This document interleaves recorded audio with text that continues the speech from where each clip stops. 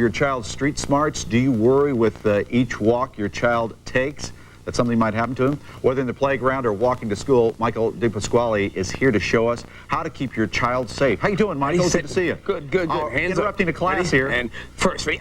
Aye. Loud, ready? Aye. Ready, go. Ready? Aye. Aye. Good to see you. Good to see How you doing? Who Who do we have back here? This is David, right? Yeah. Hi, David. And Robert. Right, Robert? And Kristen. How you doing? Now, you've been working with David, haven't you? Yes, I've been working with David quite a bit. He's one of my students. For how long? About 2 years now.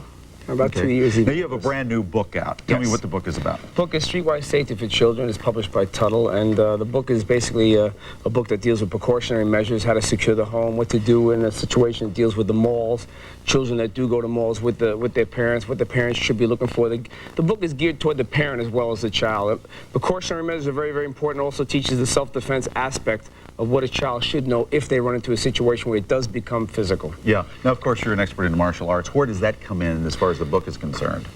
I've been training myself with my dad he's been a pioneer in the martial arts, and I've been doing it for about 35 years. I publish a magazine also internationally called Karate International, which is my publication. I've been involved in all kinds of aspects of the martial arts, but I've gotten involved in streetwise safety and the self-defense. I started a non-profit tax-exempt organization called the Federation of United Martial Arts Crusade Against Crime back in 1982-83, and I got involved in dealing with disabled folks, children, women. I also have a book just published called Streetwise Safety for Women as well. Yeah. So this is primarily for your children. Our question of the day, by the way, on What's New, 1-800-988-TALK is, would you teach your child self-defense? Would you teach your child self-defense?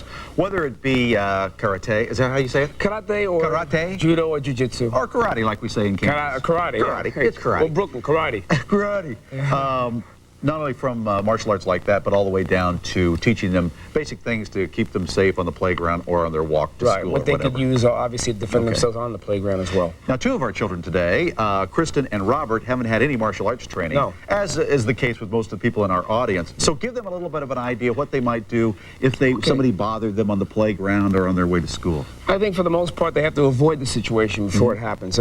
Stand at a distance. If I'm in a position where I'm an attacker, or I'm assuming that I want to attack these children here, they should be prepared. Put their hands up. Prepare yourself with your hands up, gang, all three of you, and just say, no, please don't hurt me, and keep at a distance, at least a 10-foot distance, which is very, very important. If it does become physical and someone does go to grab, Kristen, please come out here.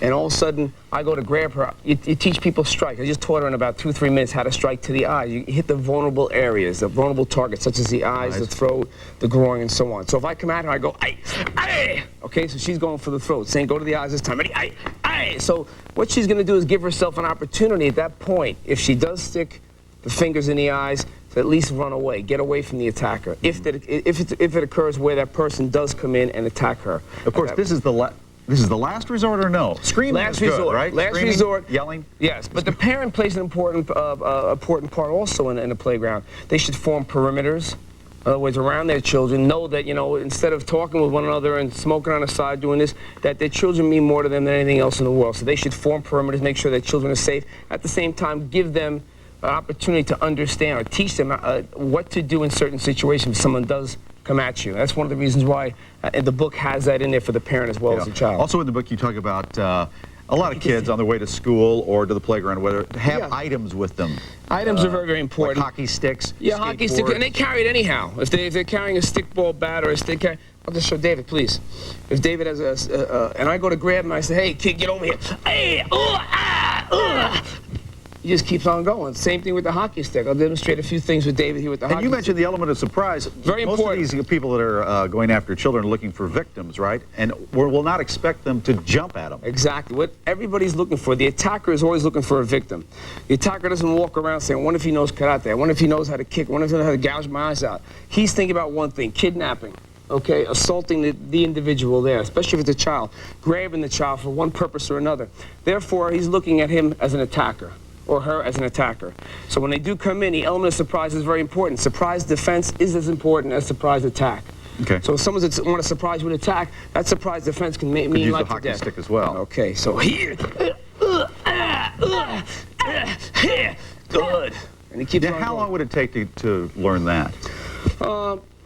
to react that way. Actually, a month to 2 months if you have the proper instruction. Okay. Let's check in with Ann in Colorado. Hi, Ann in Colorado.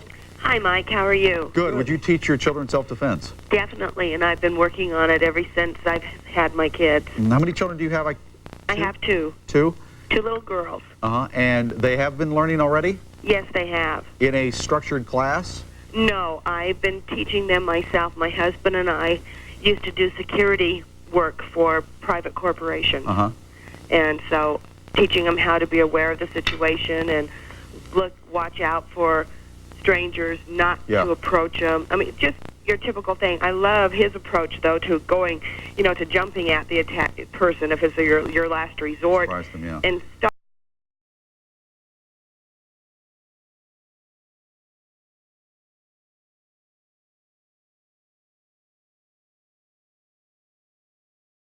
He did. Oh, Back in the early 80s. They went to Valari School of Defense here in Springfield. What did it teach them? Oh, well, the first thing they taught them was walk away. But the minute they put one finger on you, that's all over. Then start yelling and screaming and using these moves. Oh, do everything. Okay. Now, I have a couple of questions. I heard just in this past year that on a person, if you're getting attacked, if you can, when they put their hands up towards you, to bend their baby finger. And we'll answer that question when we come back from a quick break. About 2 minutes and about 5 seconds. We'll be back here to answer that question, Dolores. Stay on the line. Coming right back.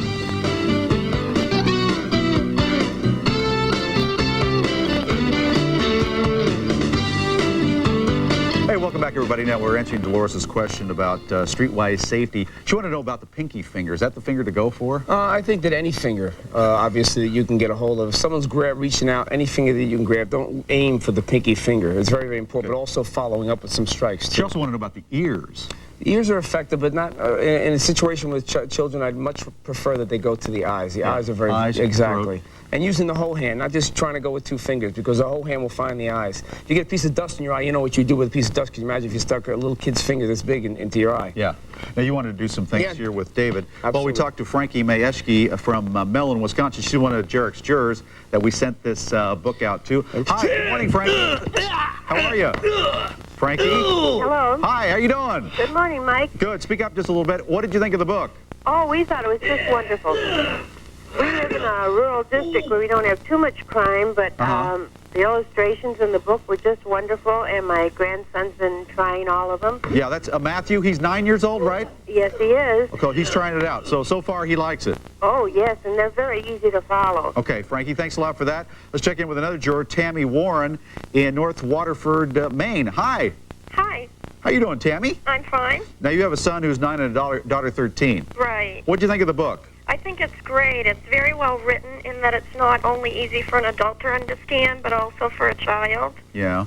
And I think my daughter, being in 13, she's going into high school next year, but I think she's still at the age where she needs to know what to look out for. Yeah. And this book is great in explaining that to them. Okay, Tammy, thanks a lot. You're what about welcome. people that worry about, well, this is going to teach aggression, and they'll start fighting with their friends? Well, I think it's up to the parent to make sure that the child does understand that it's not supposed to be used on the little brother, the big sister, and the friends as well. Okay. Dina Law is another juror we sent this out to in Waco, Texas. Hi, Dina. Hi, Mike. How you doing? Real fine. How are you? Good. I'm glad you're a member of our jury, and you have a lot of kids, don't you? How many? Yes. 5 of them? 5. Ages 6 through 22. Right. Wow, you must be tired, huh? No, they keep you young. Well, good. And thank you very much for the letter that you sent. A little bit later on the show, I'm going to try to show this in detail. Wow. That was so nice of you. And we love your picture. Why didn't you send me a real picture, Dina? I'm in disguise. All our stuff, a lot of our stuff's in storage right now. Oh, it is? Yeah, I didn't have one available when I wrote the letter, so I just... Okay. Well, do you look anything like that drawing? I wish. You look like Farrah Fawcett or something there. So what did you think of the book? Well, we really liked it. We feel like that author is very qualified, and he really cares about safety. And there's 3 words in his book that we really feel sums it up. It's forewarned is forearmed. He Great. really teaches awareness and prevention, and he recommends taking this self-defense course. Yeah. Well, And my husband, he took years of karate, and he agrees. We found that our younger boys, although they had a lot of fun in the Ninja Turtle Power Ranger age, they really couldn't overpower any adult with the limited time that we had to work with it. Yeah. Our older children, however, were really able to use the techniques really effective. You know, they're really effective. Dina, thanks a lot. We appreciate it. Okay. We'll send you something else out to try All right. as a member of Jarek's jury. So I guess it would also, even if you never have to use it, would teach you a little bit of, well, help your self-esteem a little bit, wouldn't it? Absolutely. Build that I up think a little it's bit. very, very important to make a child aware of the fact that their confidence, their self-esteem is very, very, very important. Okay, name of the book again? Streetwise Safety for Children. Okay, and available now? It's available all over the country. How much is it? It's $14.95, and its publisher is Tuttle Publishing. Okay, Michael, good to see you. Thanks Pleasure. a lot. Thanks a lot, kids. Appreciate it. Hey, looking for that... Welcome back to Saturday Today in New York. A New York Newsday poll finds that crime is